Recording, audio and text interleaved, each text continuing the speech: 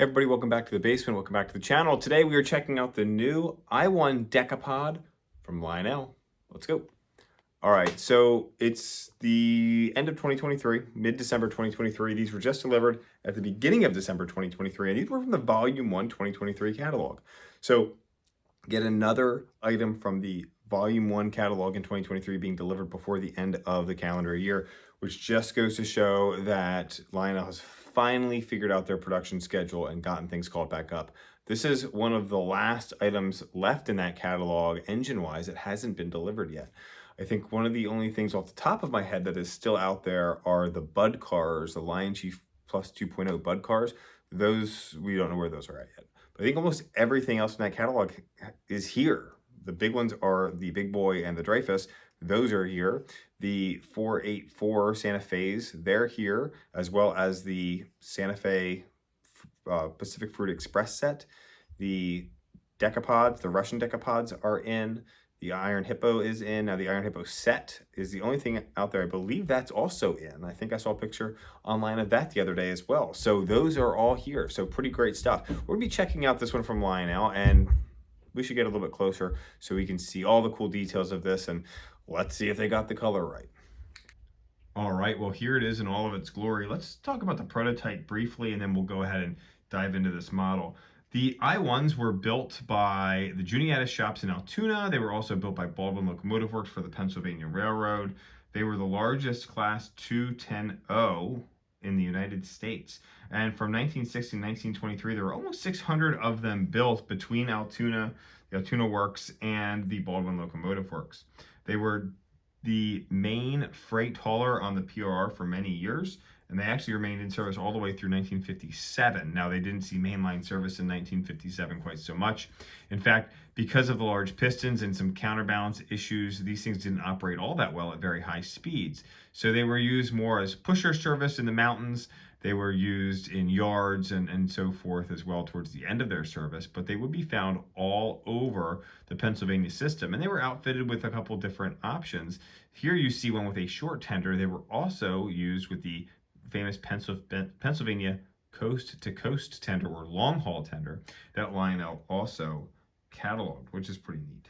So Lionel cataloged 8 standalone versions of the i1 and 1 in the Iron Hippo set. The Iron Hippo set includes GLA hoppers with oar loads and a crew talk caboose. So pretty cool set. I think it was right around. So I picked this item up from trainworld.com. Trainworld's got a bunch of these still in stock. I think almost all of them they have available, including long haul and short haul tenders. They've got them priced at $1349.99. So you can go ahead and get on Trainworld and snag yours and get it in before the holiday arrives. The MSRP on these were $1499.99, so you can save a little bit of money, over $100 if you go ahead and purchase these now from Trainworld. They also have the Iron Hippo set available as well, so that's in under a new arrival, so they have them in stock and ready to ship. Only 3 of them left at $2,069.99, so that is another option for you if you want the whole set. Now, the options that Lionel cataloged, they had the 4 options with a short tender, 2 pre-war, 2 post-war, as well as 4 long-haul versions, 2 pre-war, 2 post-war. Now, not all the nearly 600 i1s had undergone retrofitting and conversion to post-war specs before they were out of service in the late 1950s. So even if you ran something that has more of a pre-war style, like the one that you see here, it would still run post-war, in the post-war era. Now, one of the differences that you can tell by pre-war or post-war, this one has the Tuscan roof and the red tender decking. That's an indication of some pre-war details, as well as the flying headlight here in front of the smoke box with the dynamo behind the headlight. Post-war, we would see the headlight above the smoke box and the dynamo generator out over the front. So that's one way that you can tell pre-war and post-war. I'm sure there's significantly other options and things like that you could tell. I am not an expert at steam locomotive history, so I know what I know, and that's what I know. All right, guys, so one of the things that I noticed with this locomotive when I looked at it, I quickly just tilted it down, and you can see the motor there. It's a forward-facing motor, which means the motor is kind of angled this way with the front facing forward and the kind of the gearing going down into the chassis by this drive wheel here. Now, that is a change from the MTH version. The MTH version, which is where this tooling comes from, had a different style motor on it. And as I'm sure you could read on the forum, where someone would love to just share their opinion with you, was a better gearbox. And by all intents and purposes, it was. Those things were pretty much bulletproof. And the Lionel version, by flipping it around, they do that for a couple other reasons. One being they need the space to fit their legacy board.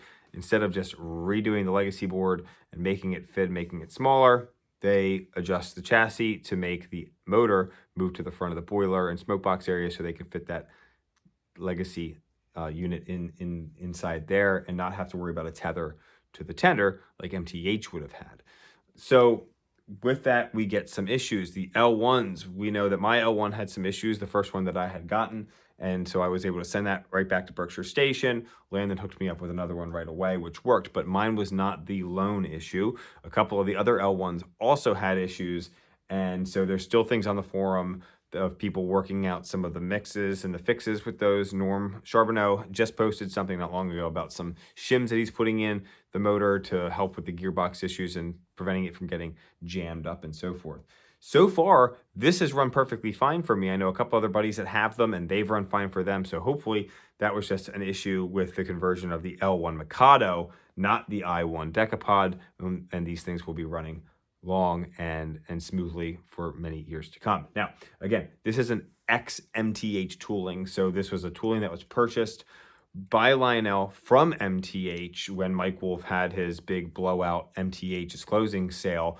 And Lionel capitalized on that interesting business decision by Mike Wolf, and they were able to pick up this great locomotive. So they've adapted it to Lionel specs. They've moved the motor so they can fit the board in. They've put whistle steam in here as well. It does have legacy rail sounds, so we can run it with our legacy remote. It's got all those great sounds and features. We've got a nice speaker system in the tender as well. We've got the crew talk dialogue that we would expect from Lionel, so that leaves a bit to be desired. But other than that, other than the crew talk, the sounds in this thing really are very, very nice. The whistle steam is a great effect. It does have 5 whistles. We'll listen to those today as well. They've also moved the controls up here underneath the sand dome, so that's a nice touch as opposed to the classic Lionel of having them underneath. We have to pull the engine up, put it back down to get it programmed and whatnot. So those are some of the nice changes that they've added since they've acquired this tooling from MTH. All right, let's talk about the color of this locomotive. So the Brunswick on this, and Brunswick, for those of you that are not initiated to model railroading or the Pennsylvania, is like 2 parts green, 1 part black. Basically whatever paint they had in the shop that painted that locomotive, which means they all were a little bit different, but generally they were really, really dark. So Lionel has struggled to get that green correct for probably the last 5 years or so. In fact, probably a little bit longer than that. The H10s were a little too green. They were way too green. But the M1As back in the coal hauler set, which was probably 2015, which we're getting on 8 years, those were really nice. And I've got one from that era, very, very nice. The Decapod matches that color Brunswick. It is very dark. When you look at it in the right lighting, you can see some of those green hues coming out. This is the L1 Mikado that came out a few months ago. This is the wrong color green. It's a little bit too green, right? And I mentioned that in the video of the L1, but apparently not enough. Pennsylvania version, so we have it in a Brunswick green. There's been some criticism over Lionel over their Brunswick green colors of late. Ryan said they're continuing to work on that. This is definitely a greener Brunswick than, say, the M1 Mountain that I have. I have an M1A in my fleet. It's much darker, almost to the point where it looks black. This is obviously more green than that. I would say this is less green than the H10s from the 2017 release, which got a lot of criticism for being way too green. However, this is greener than that M1. I think it's important that we go ahead and share. Not enough. So let's talk about colors. This is a color wheel. Those are the colors on it. There are different colors and there are different hues of colors. And guess what? They all look different in different types of light. So in fact, if I change the lighting that I have here, it changes the way that those colors appear. Isn't that interesting? Now, I have a different lighting than the ring light that I use for videos versus the lights I have on my ceiling. In fact, some of those lights are warm, some of them are cool white, so they creates kind of a whole different effect. Yeah, Mr. White. Yes, science. So Either way, this L1 Mikado is a little too green. That I1 Decapod, beautiful. All right, so the short tender on this locomotive is 8¼ inches long. So the locomotive is 13¼ inches. Short tender version adds 8¼ inches. The long haul tender is over 5 inches longer at 13¾ inches. Regardless of the tender size that you have on your Decapod, it is going to require 054 curves because of those 10 drive wheels right there. Now, these were also known as the Iron Hippos. You heard me mention the Iron Hippo set. They were called that because of the long, big boiler, and they kind of just lumbered around in those yards. So they got the nickname of the deck for Decapod, or Hippo, or Iron Hippo, because of some of those features that it has available to it. Today we're going to be running this around the layout with some Lionel MTH Atlas K-Line rolling stock.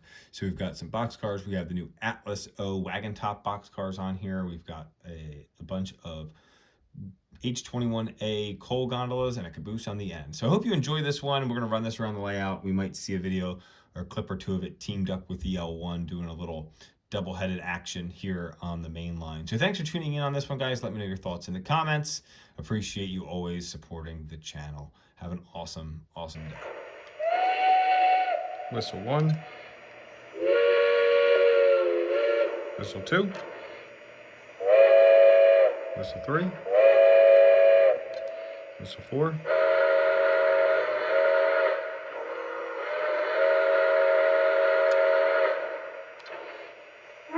Whistle 5. Train 1 brakeman, let's get an application for continuity test. Good application, okay to release. Train 1 brakeman, we have good set, good release, good continuity on timetable train number 1.